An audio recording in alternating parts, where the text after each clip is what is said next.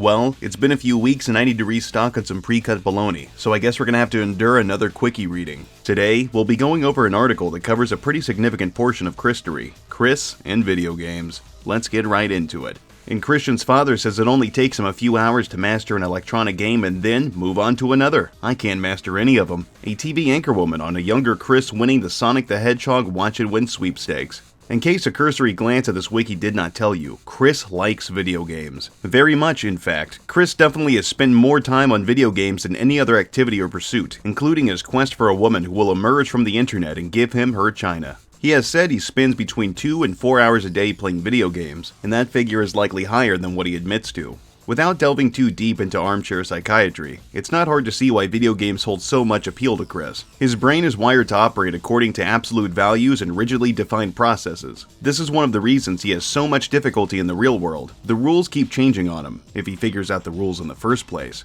In the artificial world of video games, the challenges are the kind that his inflexible mind is able to comprehend and surmount. There, the rules never change, and all he has to do is follow them. Reality isn't quite as simple, which is why he spends as little time out there as possible.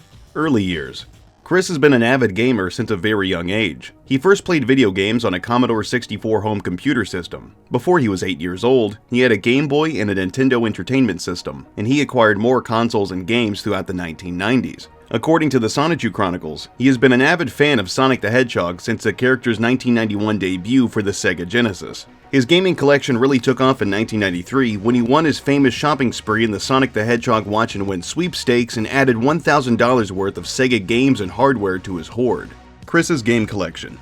Although the last completely reliable account of his collection dates back all the way to January 2009, Chris owns, conservatively, nearly 850 different game titles across 20 different platforms. He sold off roughly 100 games in various trips to GameStop and local pawn shops during the late summer and early fall of 2010, but this hardly depletes the reserves at all. He also maintained an account with the mail-order rental service GameFly until August 2010. Sony consoles dominate Chris's collection. Counting the games he has downloaded through the PlayStation Network, nearly half of his games belong to the PlayStation family. Nintendo comes next, including more than 100 games for Nintendo's different portable platforms, and Sega brings up the rear. While he owns every Sega console short of an 8-bit Master System, and Sonic the Hedgehog is one of his favorite individual franchises, games for Sega consoles make up less than 15 to 10% of Chris's collection. Chris's violent hatred of the Xbox is well known, but he already owns, or at one point owned, an original Xbox console. However, it is not known how much time he spent on Xbox games. His eBay account shows that he tried to sell off a handful of Xbox games in the summer of 2008. The record of his eBay sales also indicates that, in addition to owning at least one of every machine he owns games for, he has gone through at least 3 or 4 of Sony's original PlayStation consoles over the years. It is possible that he has had to replace a few of the infamously fragile apparatuses for overuse, but this could also be an indication that he bought the systems and games in bundles. It is virtually impossible to gauge exactly how much money has been shoveled into Chris's game collection over the past few decades. Knowledgeable trolls, however, reckon his physical collection of games and hardware represents about $20,000. His PSN downloads, meanwhile, can be accurately accounted for. There, the bill is close to $3,500 and surely climbing all the while. One of the more grievous examples of Chris's video game-related overspending is his apparent ownership of at least 2 copies of the $80 Street Fighter IV Collector's Edition, as evidenced by the 2 identical exclusive Ryu figurines he later sold on eBay. While it is possible that Chris received the second figure from an outside source or packaging error, his attempt to bribe Blue Spike with a copy of the game and his habit of wasting money for no particular reason lend credence to the former theory. In January 2015, it was leaked on the Quickie forums that Chris had spent an absurd amount of money on Nintendo consoles and games, racking up 585 transactions in the last 4.5 years, or 150 payments a year. This list includes useless shovelware, virtual console games, and both versions of a game he does not even like, that game being Sonic Boom. Of these, 276 purchases are known to be handheld games, 8 are known to be video game consoles, buying 4 DS and DSi consoles, and 75 of which are known to be console games. The grand total of all of Chris's listed purchases is $7,460.43, or $1,657.87 a year. Keep in mind that 39% of the purchases Chris has on his account, such as Skylanders figures, amiibos, and his Wii U Virtual Console purchases, are not yet specified, meaning that their cost is not included in this already insanely high figure. Apparently, his main attention and fanboyism has shifted from PlayStation back to Nintendo for unknown reasons. This leak also reveals that Chris plays almost every game demo available on the eShop, Nintendo's online downloadable video game store, even if he has no interest in said game. This leak also confirmed that he bought every single Sonic game and primary Pokémon RPG, proving that he is still a major fanboy of both franchises, and also confirmed that he still makes many purchases multiple times over for no apparent reason, such as Wario's Woods. Game preferences. Going on what evidence is available, such as what he has talked about on his websites and YouTube, what his PSN profile shows the most effort put into, and what he decides to construct elaborate fan works around, Chris has fairly childish, casual taste in video games. Though he puts an inordinate level of effort and time into gaming, he does so playing stuff like Sonic, Pokémon, Animal Crossing, Guitar Hero, and other games geared toward more mainstream and less hardcore audiences. His favorite racing game, Mod Nation Racers, is a straightforward title that allows players to create their own tracks and cars. Little Big Planet earned a rabid following with its level editor, but otherwise, it is just another side-scrolling platform game, and Chris hardly strains the level editor to the limits of its potential. Much of his PSN trophy case is filled out with achievements obtained by playing simple downloadable demo scene in indie productions. Chris has also purchased a fair share of M-rated games, such as Family Guy the video game, Grand Theft Auto, and Call of Duty, which shows that his interest in games is not necessarily limited to the E rating. These games, however, tend to be fairly shallow in terms of gameplay. Brutal Legend isn't remarkably deep as far as gameplay is concerned. While the game is an M-rated title with swearing, decapitations, heavy metal music, and tricky real-time strategy elements, for the most part, the atmosphere is still jolly and humorous enough, and the majority of the gameplay consists of exploring the world and having straightforward beat-em-up fights. Some have questioned whether or not Chris's interest in Brutal Legend was because of an affinity for director Tim Schafer's other quirky, offbeat games such as Psychonauts and Grim Fandango. While Chris might be drawn to the perceived random access humor of those games, it is more likely they were too intelligent for him, and thus hold no appeal to his childish mind. Chris's interest in Brutal Legend was most likely due to Jack Black voicing the main character and possibly his failed attempts to be seen as a connoisseur of music. The games that Chris owns are not necessarily games that Chris plays. His PSN download strongly suggests that he spends money on his gaming hobby more or less out of compulsion. Witness the $65 he spent on downloadable content for Disgaea 3, a game he had only played to 7% completion several months after originally buying all of those downloads. It is reasonable to assume that Chris has similar spending habits in real life, a theory bolstered somewhat by his retro game collections and a house full of junk. Chris's collection of games for the Sega CD, Sega Saturn, and a couple of other now-dead consoles are dominated by bargain bin trash, extremely common or poor quality games that are easily bought at low prices. No knowledgeable gamer would ever pay money for Power Factory featuring C+C Music Factory, except maybe as a gag gift, but Chris apparently thought it was worth owning.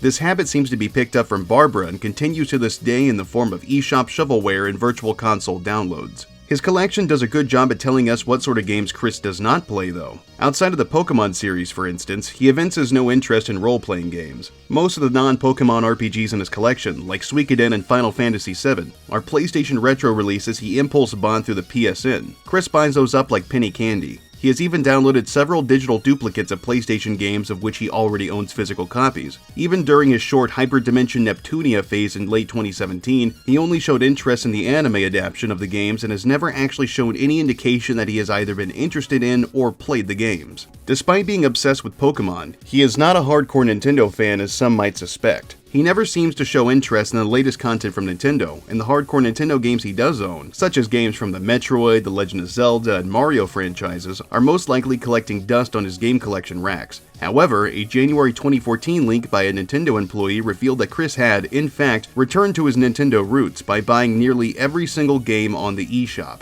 Chris owns almost no sports games. In the mailbag, he once noted that sports titles do not really thrill me, although he did not explain exactly why. With a few exceptions, Chris has no apparent interest in video games marketed towards his own age group, which is unsurprising. Hardcore games aimed at adults are games that simply would not interest Chris because of his juvenile mindset. Video games, and anything else for that matter, with mature themes that are not too dimensionally crass and full of random access humor would probably confuse and bore Chris and make him feel awkward and uncomfortable, adding to the fact that he probably would not be able to get very far in the game. This is supported by the fact that he did try out BioShock, a first-person shooter with RPG elements, but only for a short time and never touched it again. Most likely, the whole game itself flew right over Chris's head and he decided to play some Wheel of Fortune instead. However, ever since his 6th declaration that he has left the internet in late 2010, some more high-profile games aimed at adults have appeared in his PSN trophy list, such as Grand Theft Auto 4 and Fallout New Vegas. Apparently, the Hannah Montana PS3 game is no longer enough to fill his abundance of free time, and he is taken to playing games he would normally not be doing anything else with his life. Okay, that sounded weird.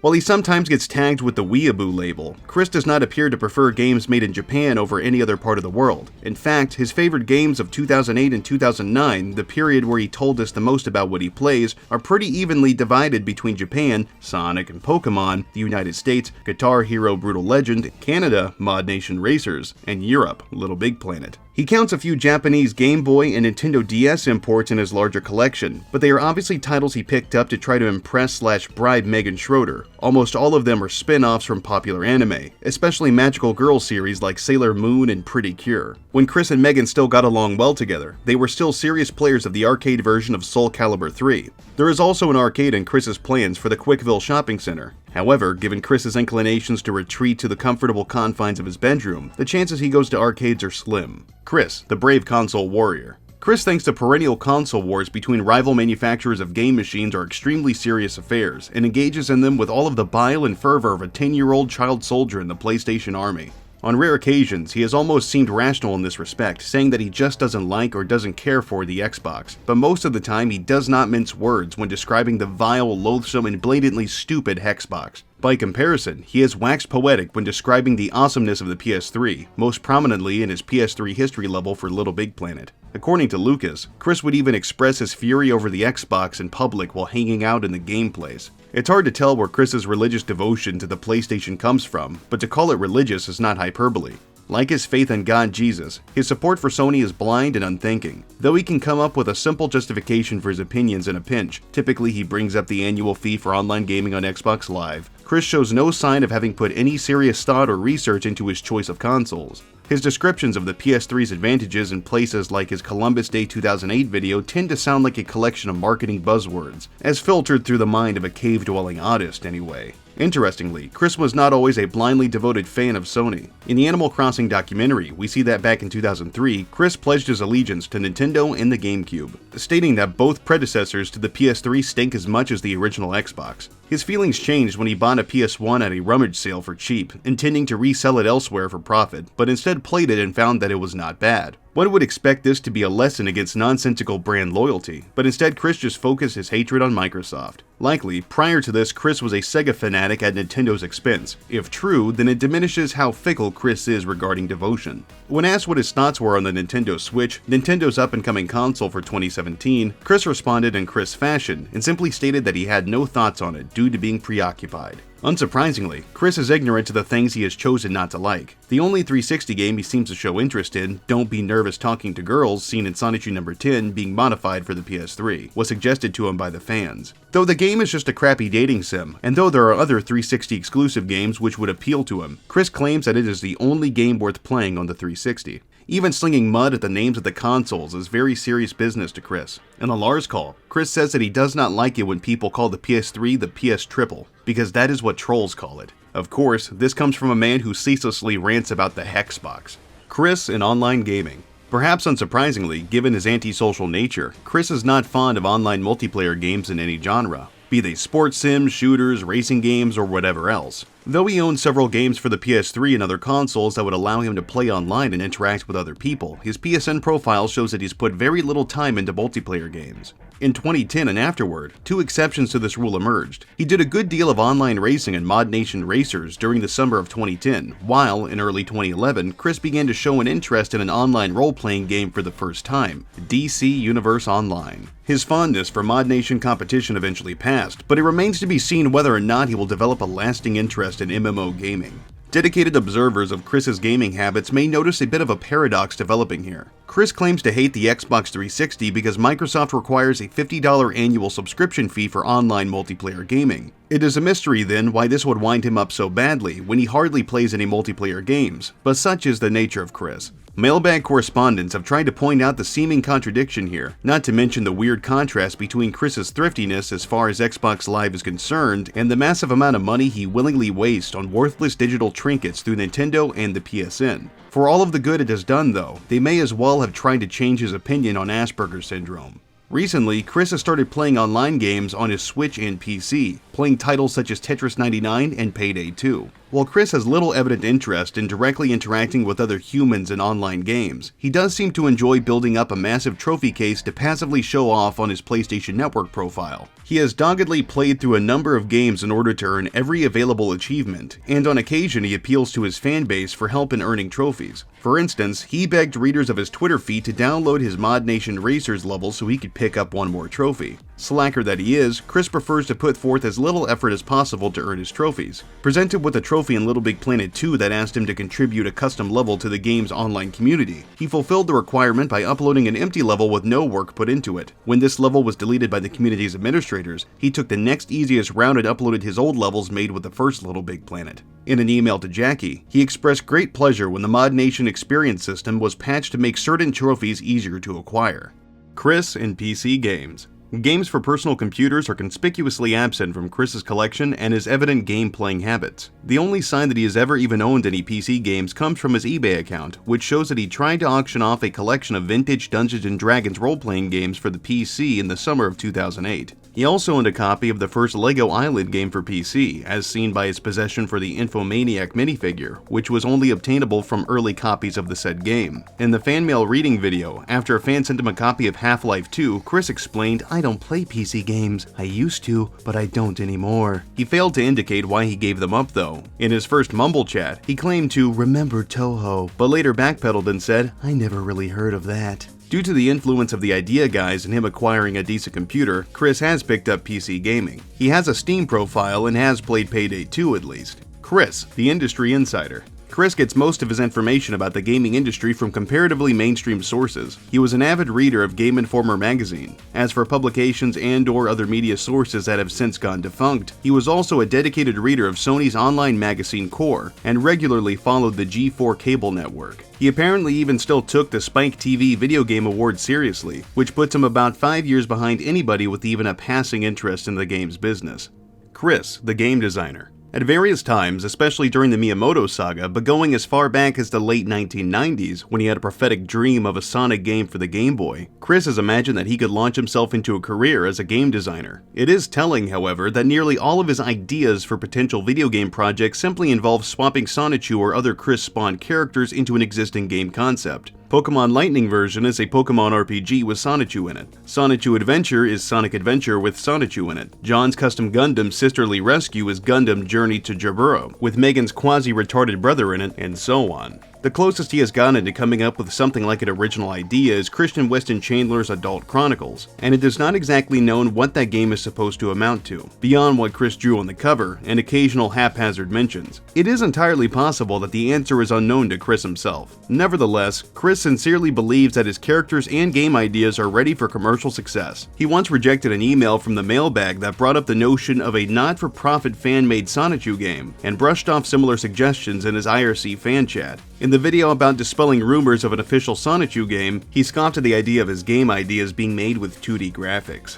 Modding and customization. One of the many great ironies of Chris's existence is that he loves to create and share his creations, even though he possesses almost no genuine innate creativity. He tends to gravitate strongly towards video games that allow him to create his own content and share it online. Since console games are often not modifiable, while PC game modding tends to demand more technical skill than he possesses, Chris has only been able to show off his creativity in this field so much. That said, the PS3 games Little Big Planet and Mod Nation Racers exerted a powerful grip on him with their customization capabilities. Chris made a ton of levels in Little Big Planet, dropping out of sight for the better part of a month when he first acquired the retail version of the game. Likewise, he has made levels, characters, and custom cars for Mod Nation racers, and it resulted in a similar disappearance during the summer of 2010. His output has not shown too much actual competence, but it is not for a lack of time and effort spent. Even in games that offer only light customization features, Chris makes a point of personalizing his experience as much as possible. He spent considerable time on a Guitar Hero band, up to drawing disturbing pictures of his virtual bandmates. The amount of time he spent tweaking his Animal Crossing villages is simply colossal. According to the Regina emails, Chris made a similarly big deal about F-Zero GX and Jet Set Radio, even though both games limit their customization options to things like swapping out car parts or personalizing small decals. Likewise, as a gallery below displays, Chris enjoys customizing his game hardware. He splattered Sonichu artwork all over his GameCube, a Nintendo DS, a couple of Game Boy Advances, a PSP, and his now deceased original PS3, and possibly other consoles or handhelds. One of his Pokewalkers also seems to have received the Sonichu treatment, being repainted blue and yellow. Sonic World. Chris became interested in Sonic the Hedgehog fan game and modding project Sonic World in late 2020. After joining its Discord group, he requested creators make content based on Sonichu and his female obsession at the time, Project S&T. In December of that year, Chris found a Sonichu mod and wished to add his voice acting into it. While he did get into contact with the original creator and ask if he could add to the mod, Chris opted going without permission and downloaded the mod, replaced the original voice clips with his own, and reposted it. Because of the original mod's appropriation, Chris was banned from the mod hosting website Game Banana. He was banned from the Sonic World Discord group not long after due to his passive-aggressive yet megalomaniacal confrontation with the Sonichu mod's creator. Chris's perception of video game technology. Chris obviously has no idea about how video games or video game consoles work. For example, as seen in a panel of Sonichu number 10, he seems to think that games are interchangeable and can work on any console. Do not buy or download illegal copies of Little Big Planet on Wii or Xbox 360. It is punishable by law. Even though he could easily check and see that he cannot play his copy of Little Big Planet on his Wii, although he is either too lazy or is afraid of having his house raided by jerk-offs. Neither is he aware of the technology's current capabilities. As stated in the survey of Chris in Reality, he once suggested that Nintendo should create a Pokeball peripheral which would display holographs, which can only be seen in science fiction currently. Decline of gaming passion. Chris's passion for gaming seems to have relatively subsided by the late 2010s. By 2020, it had been months since he touched his PS4 and has not shown much interest in the new PlayStation's first and third-party titles. A look at his then recent tweets and wish list suggested he was busy binging TV shows and movies. However, Chris continued to regularly play Tetris 99 on the Nintendo Switch from 2019 up until his arrest in 2021.